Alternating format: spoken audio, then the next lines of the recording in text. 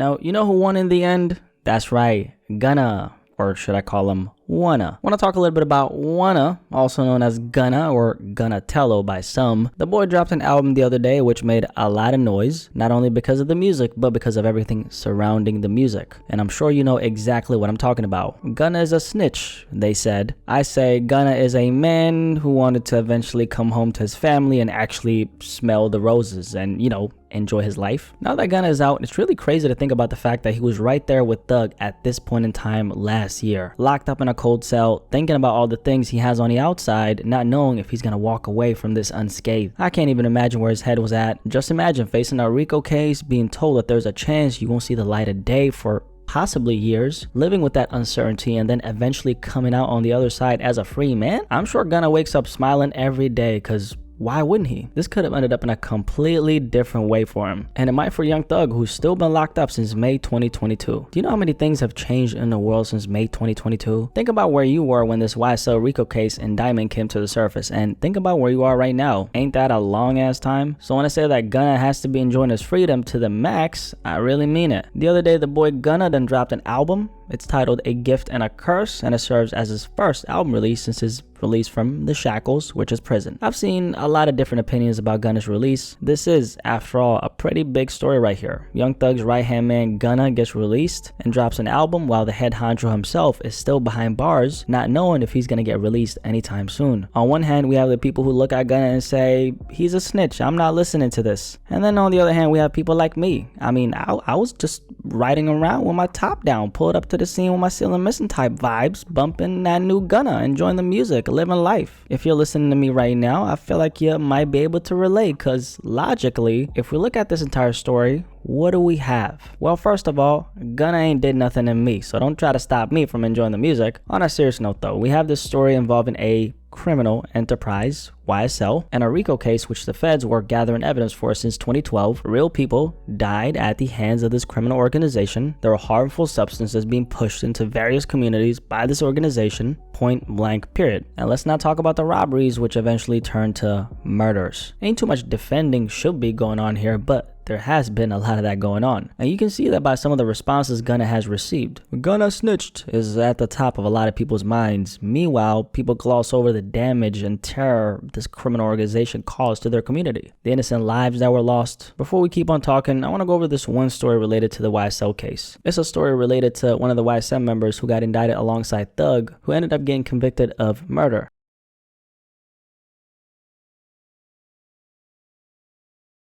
On July 8, 2018, 34-year-old Christian Broder, a DC native, restaurant owner, and father, took a trip to Atlanta for a wedding. He went there with his wife Molly, his brother, and his sister-in-law. After this wedding, they were waiting for an Uber outside the Capital City Club when a car pulled up on them. Out of the car stepped out 17-year-old Jaden Myrick, a member of YSL. Jaden, who also goes by the name of Set Trip or J-Man, pointed a silver-black handgun at Christian and his people, demanding all their valuables. So cell phones, a purse, wallets, and cash were taken, and they were robbed. Jaden quickly returned to the car, and Christian followed and said something along the lines of, "Are you sure you want to do this?" Jaden then saw red and shot Christian point blank in the stomach, got in the car, and drove away. Christian ended up succumbing to his injuries at a DC hospital shortly after, leaving behind a wife and a 9-month-old baby. Myrick, who was 17 at the time of the murder, took the stand during his trial and admitted in court that he mocked the family on a jail call, and he also attempted to intimidate witnesses.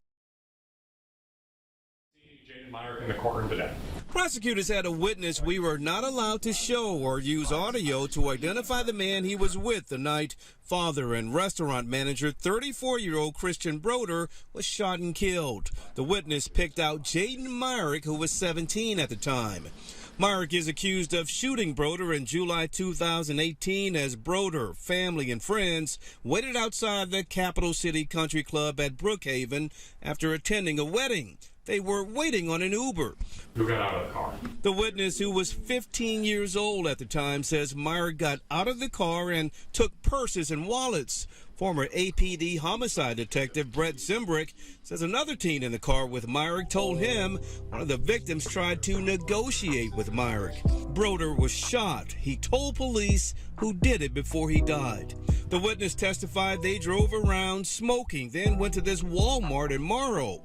He said he got $20 from the robbery. Another witness told Zimbrick how much he got. He did indicate that he did receive a $20 bill from Jaden Myrick. He grew up without a father in his place. And Myrick's attorney questioned that witness's motive for testifying since he's charged as well. The witness says he testified because someone lost their life and he was dumb and young at the time. He had no father in his life. A Fulton County jury has returned a guilty verdict against a man accused of murdering a wedding guest in Atlanta. We first brought you this story back. And that took his life. Free YSL, Gunna is a snitch, they say, but they never give their condolences to the families of these innocent lives that have been taken at the hands of this criminal organization. See, I take this shit very seriously, because we can't be on here condoning for the release of robbers and killers. These are the same people your little cousins, brothers, and sisters might come across. So don't be one of those people advocating for the release of said killers unless you're prepared that one of your folks might come across them and possibly end up on the news. I hope that doesn't happen, but if you condone for this shit, that's what you're asking for. But let's not talk about that, because that hits too close to home, right? Let's not talk about that and focus on the fact that Gunna snitched, and that's the most important thing here, right? Meanwhile, we got little kids growing up in fatherless households due to the actions of this criminal organization. I want to go over some things the boy Gunna said on his album as it relates to this topic. On the song Bread and Butter, which is a hard-ass record, he said, "Never gave no statement or agree to take no stand on him, on whatever you niggas on, and trust me, I'ma stand on it. Lawyers and the DA did some sneaky shit. I fell for it." And then on a song, I Was Just Thinking, he said, "Only I didn't cry cause it's feeling for my bro. And you know on my mind, you didn't watch that nigga grow. No, you hearing the lies that your little brother my foe. Yeah, had I popped out, but don't let him say I told." Obviously, Gunna is well aware of the perception a lot of people have of him after this, but also know that Gunna is smart enough to not let this take him off his path. At the end of the day, Gunna has never been a street rapper. He's a rapper who raps about the street, which does hold him accountable to the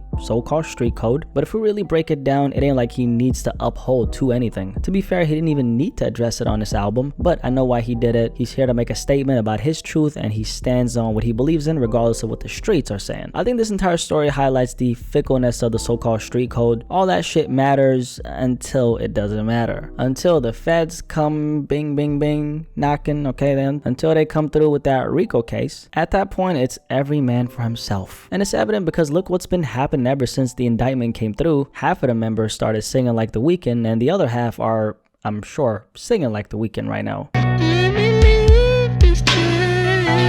On the other hand, right, we have Gunna, who's a free man now. He's out here back to work, doing what he does best, spending time with his family, and now he can move on with his life. I think in the end, Gunna, or should I call him Wanna, is the one who took the W here, because freedom, yeah, that shit does indeed taste very good. Anyway, Gunna took that W. He's a free man, just dropped an album post the snitching scandal, and is probably in Cancun fucking a couple bad bitches right now when he could be behind bars sharing a bunk bed with another man. Must be nice. That aside, any thoughts on this topic? Curious to hear what you have to say, and hey, don't forget to like the video, okay? Don't be stingy. Don't be stingy with the damn likes, man. I appreciate you guys. I'm out. Peace. I done seen so much shit that makes you wanna escape. That makes you wanna escape.